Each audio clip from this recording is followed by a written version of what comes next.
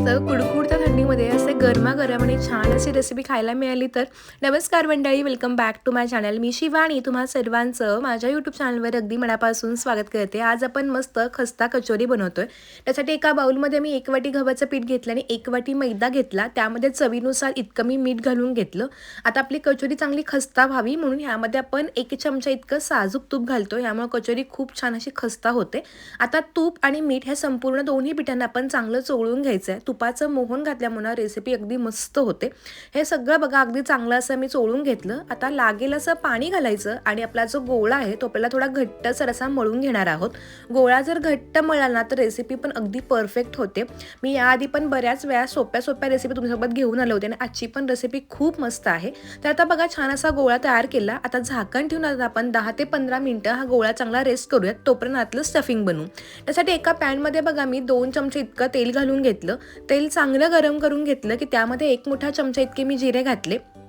3 ते 4 पाकळ्या लसणाच्या घातल्या.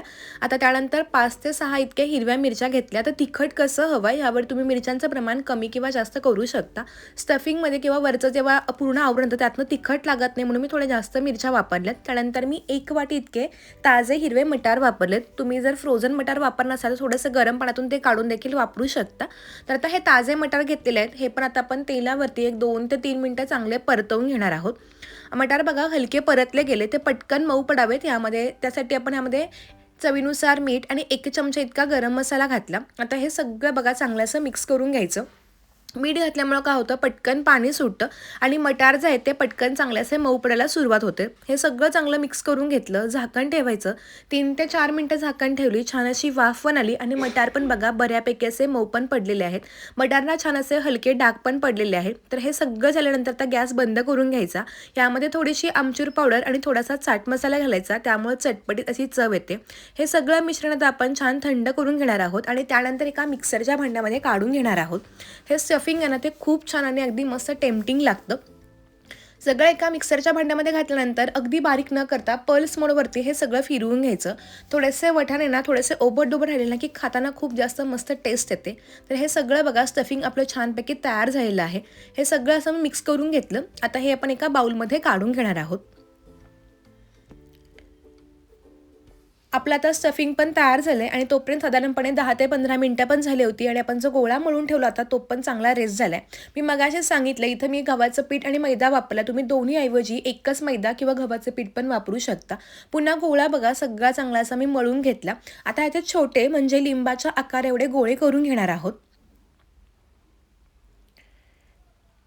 गोळा असा गोल करून झाला की थोडासा हलका गव्हाच्या पिठामध्ये तो बुडवून घ्यायचा आणि जे काही एक्स्ट्राचं पीठ असेल तर ते काढून घ्यायचं आणि ज्या पद्धतीने आपण मोदकांना पारी बनवतो तर अगदी त्या पद्धतीने ह्याची पारी करून घ्यायची म्हणजे आतमध्ये आपल्याला स्टफिंग भरायला जागा तयार होते.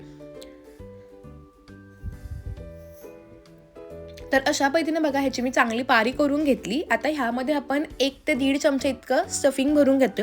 तुमच्या आवडीप्रमाणे किंवा तुम्ही गोळा कसा लहान मोठा घेतला यावरती आपलं सारणाचं प्रमाण कमी किंवा जास्त ठरू शकतं. हे सगळं चांगलं असं एकत्र करून घ्यायचं आणि त्यानंतर ही जी पारी आहे ती अशा पद्धतीने आपण बंद करून घेणार आहोत. घरच्या घरी कचोरी बनवायला खूप सोपी रेसिपी आहे. त्यामुळे तुम्ही नक्की बनवू शकता. आता बऱ्याच वेळा हळदी कुंकवाच्या पार्ट्या वगैरे सुरू होतील किंवा किड्स पार्टी तुम्ही नक्की याला छानपैकी असे गरमागरम आणि खस्ता असे कचोरी बनवू शकता. तर एक्स्ट्राचं जी काही कणिक होती ती मी काढून घेतली कारण कणिक लागायला नको म्हणून थोडीशी कणिक ना अशा पद्धतीनं फोल्ड करून घेतलं. आता गोल गोळा करून घ्यायचा आणि अलगद होताना हे प्रेस करून घ्यायचं. तर छान अशी गोलाकार आपली कचोरी तयार झाली. पुन्हा एक गोळा घेतला तो गव्हाच्या पिठामध्ये घोळवून घेतला आणि त्यानंतर अशा पद्धतीनं पारी तयार करून घेतली. तुम्हाला जर थोड्या मोठ्या कचोऱ्या बनवायच्या असतील तुम्ही थोडासा मोठा गोळा घेऊन त्यामध्ये भरपूर प्रमाणात पण सारण भरू शकता. तुम्हाला कचोरीचा आकार किती मोठा किंवा किती छोटा हवा यावर तुम्ही गोळ्याचा आकार कमी किंवा जास्त पण घेऊ शकता. साधारणपणे 1 वाटी गव्हाचं पीठ आणि 1 वाटी मैदा आणि त्याबरोबर आपण 1 वाटी मटार वापरले तर ह्यामध्ये माझ्या छोट्या आकाराच्या 13 ते 14 इतक्या कचोरी झाल्या होत्या. तर सगळ्या कचोरी मी बनवून घेतल्या. तोपर्यंत एका बाजूला कढईमध्ये तेल गरम करायला ठेवलं होतं. तेल चांगलं तापलं की गॅस अगदी मध्यम करायचा आणि एका वेळी आपण 3 ते 4 कचोऱ्या छान तेलामध्ये फ्राय करू शकतो. तुम्ही जर गॅस मोठा ठेवला तर कचोरींच्या वरच्या आवरणाला मोठे असे फोड येतात आणि त्यामुळे कचोरी ना आतपर्यंत चांगली अशी तळली जात नाही आणि आतून ती मऊ राहते. तसं होऊ नये म्हणून गॅस नेहमी मध्यम ठेवायचा, म्हणजे आतपर्यंत जी आवरण आहेत ते अगदी खस्ता तयार होतात आणि वरच्या आवरणाला रंग पण अगदी छान येतो. आलटून पालटून असं करत मी ह्या सगळ्या कचोऱ्या बघा छान अशा तळून घेते. साधारणपणे मला इतक्या कचोऱ्या तळायला ना मध्यम गॅसच्या आचेवरती 5 ते 7 मिनिटं लागली. आता रंग पण बघा छान आलेला आहे आणि कचोरीला बघा थोडेसे असे क्रॅक्स गेले की कचोरी आतमध्ये खस्ती झाली असं आपण समजू शकतो किंवा ही एक साईन आहे. तर छान असा रंग पण आलेला आहे. मी संपूर्ण कचोऱ्या ह्या मध्यम गॅसच्या आचेवरतीच अशा फ्राय करून घेतल्यात. छान रंग आला आणि एकसारखा रंग आला की तेल निथळून ह्या कचोऱ्या आपण काढून घेणार आहोत आणि अगदी अशाच पद्धतीने आपण बाकी सगळ्या कचोऱ्या पण तेलामध्ये फ्राय करून घेणार आहोत. तुम्ही जर आधी गोळे करून ठेवले असतील किंवा आधी कचोऱ्या बनवून ठेवल्या आणि त्यावेळी जर तेलामध्ये फ्राय केल्या तरी पण तुम्ही अगदी गरमागरम कचोरीचा आस्वाद घेऊ शकता. आतलं सारणच इतकं टेम्पटिंग आहे की ही कचोरी खाल्ल्यानंतर सगळे तुमचे कौतुक करून मागून खातील. पोट भरेल पण मन भरणार नाही अशी मस्तपैकी ही मटारची कचोरी आहे. ह्या सीझनमध्ये तुम्ही एकदा तरी नक्की ही कचोरी केलीच पाहिजे. तर सगळ्या कचोऱ्या बघा माझ्या अगदी मी एकाच रंगावरती आणि अशा छानपैकी तळून घेतल्या आहेत. गरमागरम कचोऱ्या आता आपण काढून घेऊयात. कचोरीसोबत इथं बघा मी हिरवी चटणी आणि टोमॅटो केचप सर्व केलं आहे आणि सोबत थोड्याशा हिरव्या मिरच्या पण मी तळून ठेवलेल्या आहेत. कचोरी बघता क्षणी खाव्याशा वाटतात. कुणाला कळणार पण नाही की ह्या आपण घरी बनवल्यात आणि त्याही अगदी कमी वेळेमध्ये आणि कमी साहित्यामध्ये.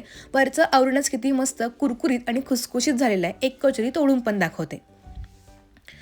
तुम्हाला माझी आजची ही मटार कचोरीची रेसिपी आवडली असेल तर प्लीज माझ्या चॅनलला सबस्क्राईब करून व्हिडिओला लाईक करा आणि तुम्ही हा व्हिडिओ कोणत्या गावातून कोणत्या शहरातून पाहताय हे मात्र मला कमेंट करून सांगायला विसरू नका. पुन्हा अशा छान आणि सोप्या व्हिडिओसोबत भेटूयात. तोपर्यंत मस्त राहा, खात राहा, स्वतःची काळजी घेत राहा. धन्यवाद. बाय.